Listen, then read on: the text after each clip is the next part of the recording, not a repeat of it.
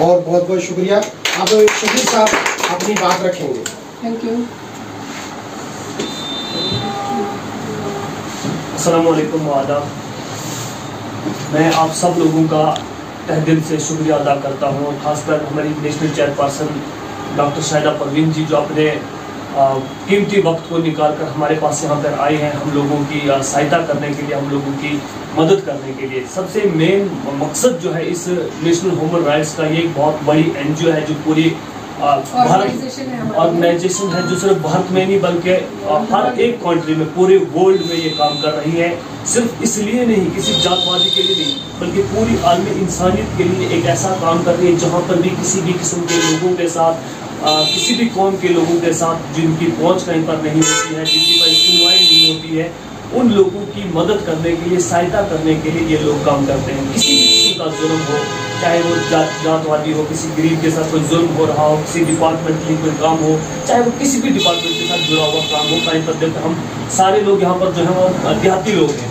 मुझे नहीं लगता कि सिटी से यहाँ पर कोई भी हमारे मुझे नहीं लगता कि प्रॉपरली सिटी के रहने वाले ये भी कहीं किसी गाँव से ही होंगे, लेकिन यहाँ पर सेटल हैं थोड़ा में। और ये हमारे गाँव के लोगों के लिए एक मतलब क्या बोलते हैं, अच्छी बात है कि हमारे एक बहुत अच्छे सुनवाई जिनसे होती है, यहाँ पर बैठे हैं, हमारे लिए काम कर रहे हैं। इसके अलावा हमारे पास मुमताज़ मैडम है, जो एक बहुत अच्छी सोशल वर्कर है। तो आप सब जानते हैं इनको कि किस तरह से यहाँ पर हमारे लोगों के साथ, और खास करके देहाती लोगों का काम ये बहुत अच्छे से कर रहे हैं। चाहे DC ऑफिस हो, SAD ऑफिस हो, एग्रीकल्चर हो, PDD हो, किसी भी किस्म का, कहीं पर भी किसी भी डिपार्टमेंट के साथ अपना वक्त निकाल करके लोगों के पास जाते हैं, काम करते हैं। यही हमारा सोशल वर्क है। और social work national human rights के जो वॉलंटियर हम बना रहे हैं, या हमारी स्टेट बॉडी जो है, या हमारी नेशन के अंदर जो लोग काम कर रहे हैं, इनका मकसद वजूद भी यही है ताकि हम उन लोगों की मदद कर सकें ताकि जिन लोगों के पास आज तक कोई नहीं पहुंचा हो। हमारी मैडम के साथ जब बात हुई थी, मैडम ने एक गाँव का नाम लिया था, डडकाई, जो हमारे बिलिसा गुंदो के बहुत फार फ्लंग एरिया है। वहाँ पर लोग जो है, मैं आपको बताता चलो कि वो सिर्फ बहरे हैं, उनको सुनाई नहीं देता है। जब उनके साथ कोई बात करता है सुनाई नहीं देता, तो मैडम वहाँ पर गई थी अपनी गाड़ी लेकर के, और 5 किलोमीटर से 6 किलोमीटर पैदल सफर करना था चढ़ाई में। तो मैडम के लिए घोड़ा लाया था उन लोगों ने। तो उन लोगों ने मैडम से रिक्वेस्ट की थी कि हमारे लिए कानून की मशीनें लेकर आए।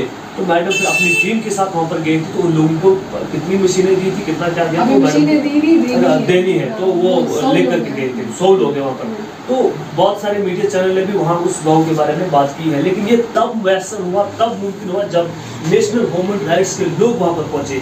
और ये कोई आम NGO नहीं है, आम ऑर्गेनाइजेशन नहीं है, ये पूरी दुनिया में वर्ल्ड ग्लोबल एक ऑर्गेनाइजेशन है जो दुनिया के लिए काम कर रही है। यहाँ पर देखो, महजब के नाम पर, जातवादी के नाम पर, हिंदू मुस्लिम के नाम पर भेदभाव किया जाता है। कोई भगत राजपूत का खाना नहीं खाता है, राजपूत भगत का खाना नहीं खाता है। हम एक सेकुलर हिंदुस्तान में रहते हैं। ये किसी के बाप का हिंदुस्तान नहीं है, ये सब का हिंदुस्तान है। हिंदुस्तान को अंग्रेजों से आज़ाद करवाने के लिए हर एक कौम और कम्युनिटी के लोगों ने कुर्बानियाँ दी और हिंदुस्तान आज़ाद हुआ। और कुछ लोग आज इसको हिंदू और मुस्लिम की नफरत में फैला करके अपने वोट बैंक हासिल करने के लिए इस्तेमाल कर रहा है। ये कोई वोट बैंक नहीं है। यहाँ पर पूरी दुनिया के इंसानों के लिए, पूरे भारतवर्ष के, चाहे इसमें हिंदू हो, मुस्लिम हो, दलित हो, सिख हो, ईसाई हो, पंडित हो, कोई भी हो, हर एक इंसान के लिए। बोलते हैं, किसी बच्चे को पूछा गया था कि तू बड़ा होकर क्या बनेगा, उसने कहा था मैं हिंदू बनूंगा, न मुसलमान बनूंगा, मैं इंसान की औलाद हूँ, इंसान बनूंगा। तो सबसे बड़ा महजब दुनिया के अंदर जो है वो इंसान है। जिस भी इंसान को इंसानियत के रूप में देखो, इंसान है, उसके साथ बराबर उस तरह का सलूक करो जिस तरह से इंसानियत का सलूक है। आलमी इंसानियत के लिए इंसान, एक जो भी इंसान दुनिया में पैदा हुआ है, उसका पैदा होना ही एक वजूद है, और वो अपने वजूद को समझकर इंसानों के लिए काम करे। ये ना बने कि आप एक ऐसा इंसान बन जाओ जो हैवान और इंसान में कोई फर्क ही नजर ना आए। इल्मा इकबाल का एक छोटा सा मिसरा पेश करूंगा आपको। इल्मा इकबाल कहते हैं कि नौजवान नस्ल जो है, किसी भी कौम की तहमीर व तरक्की के लिए अगर आपने देखना है तो उस कौम के नौजवानों के लिए देखो। उन्होंने किसी कम्युनिटी के लिए नहीं कहा है, आम रियाया के लिए कहा है, लोगों के लिए कहा है कि उस कौम के नौजवान जिस तरफ जाएंगे तो उसी तरफ वो रियासत, वो माशरा, वो लोग, वो मुल्क जाएगा जिस तरफ नौजवान जाएंगे।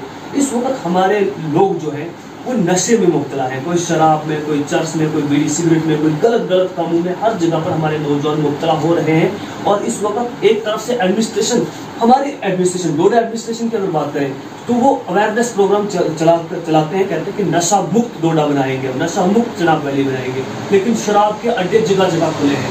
चर्च के व्यापार हमारी एडमिनिस्ट्रेशन के लोग कर रहे हैं, हमारे लोग कर रहे हैं, उनमें हमारे लोग मिले हुए हैं। तो अगर हमारे नौजवान नस्ल को हम एक पब्लिक अवेयरनेस प्रोग्राम जगह जगह चलाएं, खुद भी उससे बचें, अपने घर को बचाएं, और हर बंदा अपने घर की जिम्मेदारी ले कि हमें अपने बच्चों को, अपने लोगों को, अपने घर में, अपने अड़ोस पड़ोस वालों को, अपने रिश्तेदारों को शराब से दूर करना है। क्या हमारा माशरा गवर्नमेंट अवेयरनेस प्रोग्राम करे ना करे, हम खुद चलाएंगे, क्योंकि ऑटोमेटिकली अवेयरनेस बन जाएगा, शराब से दूर हो जाएंगे, चर्च से दूर हो जाएंगे, बीड़ी सिगरेट से दूर हो जाएंगे। क्या रखा है शराब में? जिस शराब, जिस चर्च को, जो नशा करने से हमें अपनी माँ बहन बेटी की पहचान ना हो, उस चीज़ को क्या करना है? जगह जगह शराब के अड्डे खुले हैं। तो ये चीज़ें हैं कि इन सारी चीज़ों को जहाँ पर भी ह्यूमन बीइंग के साथ मिसबिहेव किया जा रहा हो, उनके मतलब जज्बात के साथ खिलवाड़ किया जा रहा हो, हमने उनकी आवाज़ बनना है। कहीं हम देहाती लोग जो हैं, हम देहाती लोगों के साथ बहुत ज़्यादा खिलवाड़ किया जाता है, कहीं का भी हो। अगर मैं काश्मीर का रहने वाला हूँ, आप भरतपुर के रहने वाले हैं, कोई चराला का रहने वाला है, तो कहीं का, लेकिन गाँव में न कोई एडमिनिस्ट्रेटर पहुँचता है, और अगर पहुँचता भी है तो सिर्फ मानने के लिए जाएंगे, हमने वहाँ पर ब्लॉक दिवस कर दिया, वापस आ गए, उसके बाद हमारी कोई सुनवाई नहीं होती है। और आज के बाद आप जो 10-15 लोग यहाँ पर हैं, हमारे पास डॉक्टर शाहिदा परवीन है, इनकी एक अच्छी पहुँच है, अच्छी पहचान है स्टेट लेवल पर, नेशनल लेवल पर। तो कोई भी मुद्दा हो आप हम तक पहुँचाएं, सर जी के तक पहुँचाएं, तो हम इन तक पहुँचाने की कोशिश करेंगे, और कोशिश करेंगे अपनी आखिरी हद तक।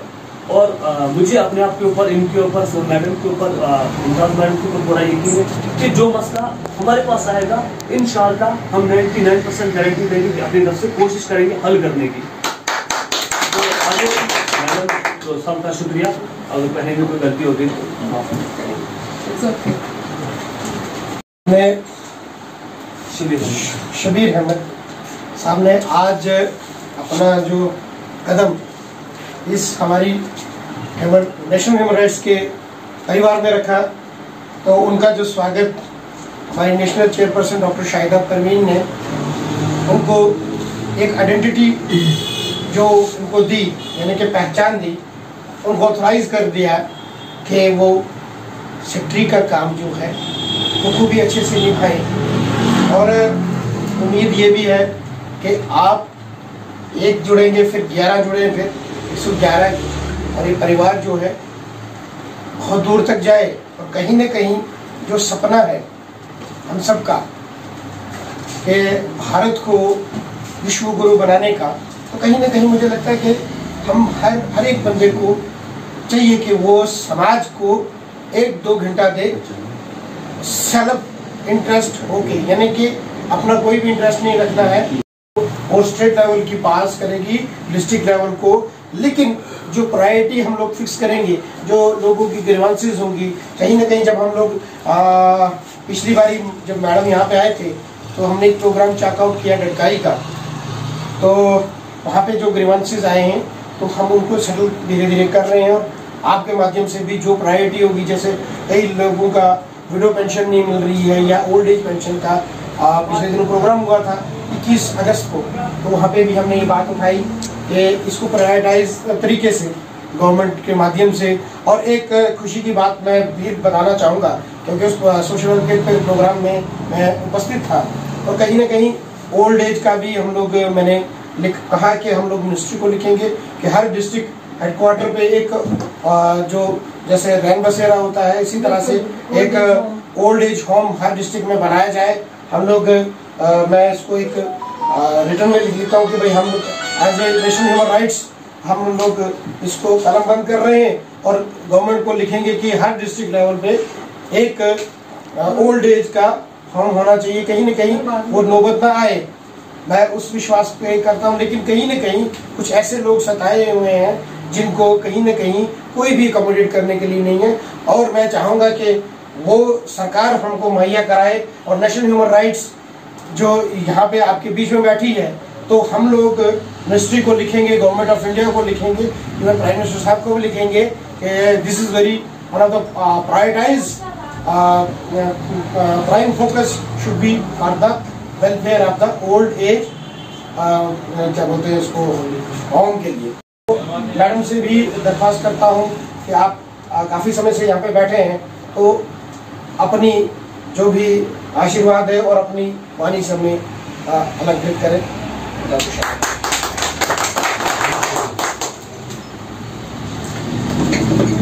अस्सलामुअलैकुम, नमस्ते, सलाम, सत श्री अकाल। आज हम यहाँ डिस्ट्रिक्ट डोडा आए हैं। यहाँ हमारी न्यू ज्वाइनिंग कुछ है और कुछ हमारे और फैमिली मेम्बर आए हुए हैं। ये भी जो हमारी नई फैमिली है, इनको भी आज ज्वाइन करवा रहे हैं। साथ में मुमताज़ मैडम जी हैं। इनको मैं अभी डिस्ट्रिक्ट प्रेसिडेंट डोडा की वुमेंस की बना रही हूँ। वेलकम।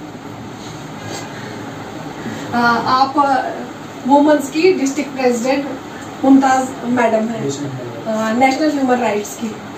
तो आप बैठिए, आपसे बाद में बात करूँगी। बाकी हमने आज यहाँ इसलिए आए हैं कि हम जगह जगह, पहले सिटी में तो हर कोई जाता है, लेकिन विलेजेस में, गांव में उन लोगों को पता ही नहीं होता है अपने राइट्स क्या है, फंडामेंटल राइट्स किसको कहते हैं। तो इसलिए हम सभी लोगों को आहिस्ता आहिस्ता अपनी फैमिली में शामिल कर रहे हैं, ताकि एक एक घर से हमें एक एक बंदा अपने घर की हिस्ट्री बताए, उसको किस चीज़ की कमी है, किस चीज़ की ज़रूरत है। कहीं क्या होता है, कई लोगों में किसी की सुनवाई नहीं होती है, क्योंकि आजकल जो दौर चला है, या पैसा है या फिर कोई हाई अप्रोच है। गरीब को कोई पूछता ही नहीं है। गरीब कोई हॉस्पिटल में भी जाता है ना, हमने अपनी आंखों से देखा है, मैं खुद जाके देखा है, तो कोई गरीब को पूछता ही नहीं है।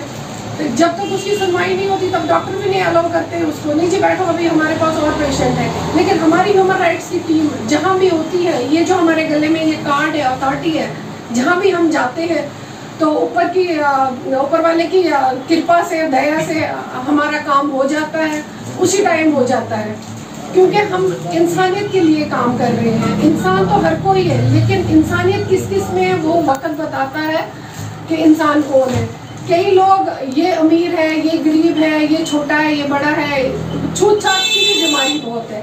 लेकिन हमारी जो ह्यूमन राइट्स की टीम है, हमें कोई इसमें तकलीफ नहीं होती। हमें खुशी होती है कि हम ज़मीन पे बैठ के भी उनके साथ खाएं, बहुत सुकून होता है, सुकून मिलता है कि हम अपने लोगों में जाके, अगर हम किसी बड़े घर में जाते हैं ना, चाहे वो हमें टेबल कुर्सी पे ही खिलाता है, अंदर से उसको पिंच होता है, अब मुझे गिलास साफ करना पड़ेगा, ये क्यों आया, ये क्यों, वो हम लोग पसंद नहीं करते हैं। हम कहते हैं हम अपनी तरह रहे, इंसान बन के रहे, क्योंकि इंसान चाहे कहीं भी हो, किसी भी जगह पहुंचे, लेकिन मिलना हमने खाक में है, मिट्टी में है, तो हम गुरूर क्यों करें। हमारे अगर ऊपर वाले ने दिया है कुछ, चाहे हमें पैसा दिया, चाहे हमें कुछ भी दिया हुआ, हम अपने इससे नहीं खाते, हमें ऊपर वाला देता है, और हमारी जो नेकी है ना, वही हमारे काम आएगी। अगर हम आप लोगों का काम करेंगे तो आप दूसरे लोगों का काम करें, उसका फल हमें मिलता है। लिहाजा आपको भी सबका कार्ड बन जाएगा, आप अपने एड्रेस वगैरह दीजिएगा, तो उसके बाद आप अपनी टीम बना लीजिए, थोड़ा थोड़ा काम करिए। जरूरी नहीं कि आपने पैसे ही लगाने हैं, आपने किसी की दुखती रग पे हाथ रखना है, वही हमारे लिए इंसाफ है। उसको सुकून मिलता है, चैन मिलता है कि नहीं जी मेरा भी कोई है। हमारी जो ये ह्यूमन राइट्स की टीम है ना, ये हमें यही सिखाती है। हमें इतनी बैक मिलती है इससे, हमें कि हम कहते हैं कि नहीं हमारा कोई है। अगर किसी का कोई भी नहीं है ना, आज सामने पे सुहागा हो गया कि मैडम ने यहाँ पे ऑन चेयर इनको यहाँ पे वुमेन डिस्ट्रिक्ट का प्रेसिडेंट बना दिया हुआ है। तो मैं चाहूँगा कि आज वो भी अपनी बात रखें, एक तो वेलकम भी हो जाएगा और साथ साथ में इंट्रोडक्शन तो आपकी हो ही गई है। आप एक मिनट अपनी बात रखें। अस्सलाम वालेकुम, नमस्ते। आप लोगों को तो पता है मैं पहले से सोशल वर्करी में यहाँ काम करती थी। आज हमारी खुशकिस्मत है कि हमें डॉक्टर शाहिदा परवीन के साथ मुलाकात हो गई और हम इनके साथ जुड़ गए। तो यहाँ पे अगर इंसान छोटे छोटे काम करेगा तो उससे भी इंसान आगे तक जा सकता है। अगर इस वक्त हम यहाँ पे आए हैं और हमारी इस वक्त, मैं बोलती हूँ अपने कि मैं इस वक्त अपना सीना ठोक के बोलूँगी कि मैं इस वक्त इतनी खुशकिस्मत हूँ कि मुझे इनके साथ मुलाकात हो गई, क्योंकि मैं सोशल वर्कर यहाँ डोडा डिस्ट्रिक्ट में करती थी, मगर मेरी जो बैक साइड थी वो बहुत कमजोर थी। यानी कि कोई एक होना चाहिए इंसान को सपोर्ट करने वाला। तो हमारी सपोर्ट यहाँ पे इस वक्त डॉक्टर शाहिदा परवीन जी है और यहाँ पे हमारे रमेश साहब हैं। तो मैं यही बोलूँगी कि हमारे साथ आप लोग भी जुड़ जाओ। आपको इस वक्त पता है यहाँ पे वुमेन सेल में भी कितने इंसानों को प्रॉब्लमें होती हैं। मैं अकेली थक जाती हूँ वहाँ पे भी लोगों की वो फैसले कर करके। कोई भी डिपार्टमेंट होगा, कोई भी अफसर जो होता है तो मैं उनके साथ वहाँ पे डीलिंग करती हूँ अल्लाह की मदद से। मगर मुझे ये फक्र है कि हमारे आज इतनी टीम जुड़ गई है मेरे साथ। इंशाल्लाह अब हम साथ में ही मिलके काम करेंगे और साथ ही चलेंगे। ये एक हमारा परिवार जुड़ गया है हमारे साथ इस वक्त, हमारी फैमिली। अगर हम कोशिश करेंगे तो हम 1 से 11 से हम 121 बन जाएंगे इंशाल्लाह। आगे के लिए हम और मैम आपका थैंक यू।